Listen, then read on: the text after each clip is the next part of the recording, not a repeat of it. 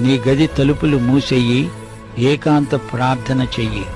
యథార్థంగా నీ హృదయంలో ఉన్నదేదో అదంతా ఆయన ఎదుట కుమ్మరించు.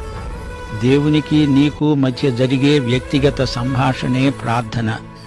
వ్యర్థమైన మాటలు, పడికట్టు మాటలు, నేర్చుకున్న చిలక పలుకులు వల్లించవద్దు. మనకేమి కావాలో ఆయనకు తెలుసు. అయినా ఆయన మనల్ని అడగమంటున్నాడు గనుక మనం అడగాలి.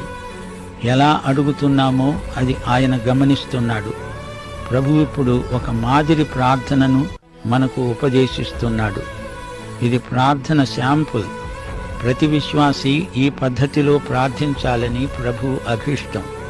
ఆకలిగా ఉన్నప్పుడు ఆహారము దయచెయ్యి అని అడగవచ్చు.